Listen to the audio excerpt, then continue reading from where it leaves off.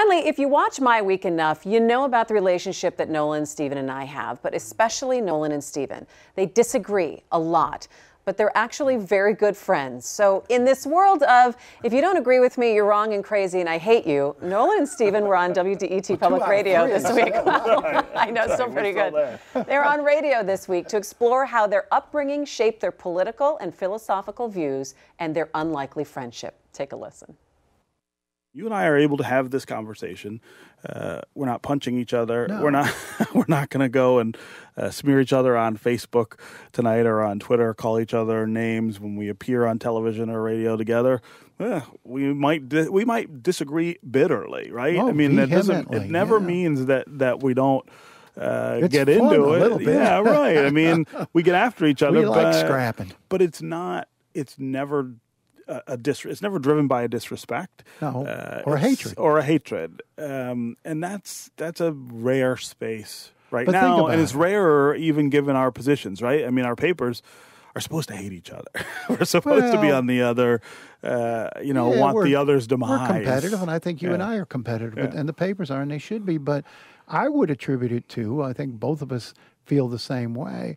I want to read and listen to things I don't learn a thing from people who think exactly like me. Right. And the one thing I'm worried about today, where people sort of group and cluster with like-minded folks.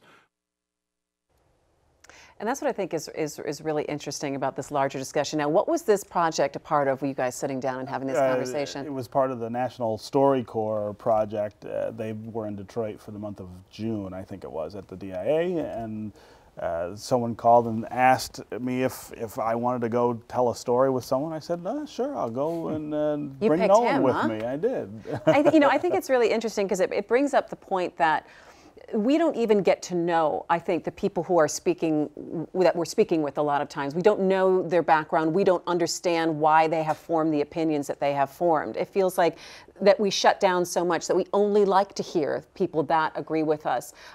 And it's getting worse and worse. And both of you mentioned that. Well, that's a good starting point for any conversation before you start talking about politics, is trying to figure out where the person's coming from, because we automatically assume, as we said there, you don't think like me, well, you're evil, you're stupid, you want to ruin the country, And we had a pretty long conversation during that taping about how our backgrounds shaped our views and how, what's behind our political philosophies, and it's not something we just pulled out of the air. We're a product of a lot of experiences. Yeah, I have, especially since November, taken to making one of the first questions I ask people when I'm talking to people I don't agree with is, why do you think that? Why do you think you believe the things that you believe, as opposed to just attacking the things that they say they believe and saying why I disagree? I think we've gotten away from that. We've assumed. We now assume that person thinks that because they're bad or they're evil or they want horrible things to happen, and it's not generally true. Most people want things to go well. They may not see the path there the same way. Especially now, do you guys find that you talk to people and they say to each one of you, how are you friends with that guy? How are you friends with that guy? But what I'm asking is it's been that way, I'm sure, for a while, but is it worse now? Is there a different, oh my gosh, how can you even hang out with that guy? There's less tolerance now, I think, for people who don't think like you, and I think that spills over into this when they see people who just really don't strike the same position on much of anything, hanging out, having a bourbon, having fun.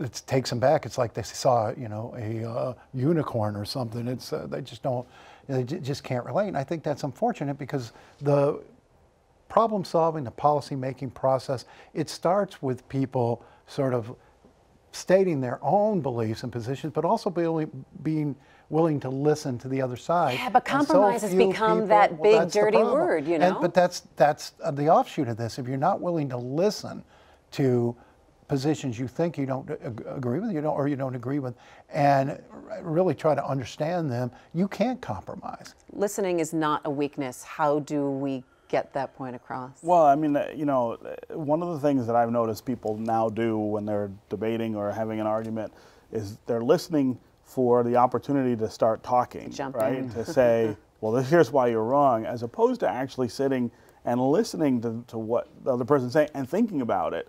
And then trying to formulate what you say in Well, response. I hate to jump in and be the person who was waiting for the pause, but we've got to go. But this is something I want to keep talking about, and I appreciate the respectful dialogue and the respectful listening that we have. Not always. But not always. Not always. For heaven's sake, not always. All right. Well, that is going to do it from MiWeek. Find us at MiWeek.org. Thanks so much for supporting Detroit Public TV. I'm Christy McDonald, and for Nolan, Stephen, and the whole crew, thanks for watching. We'll see you next time. Take care.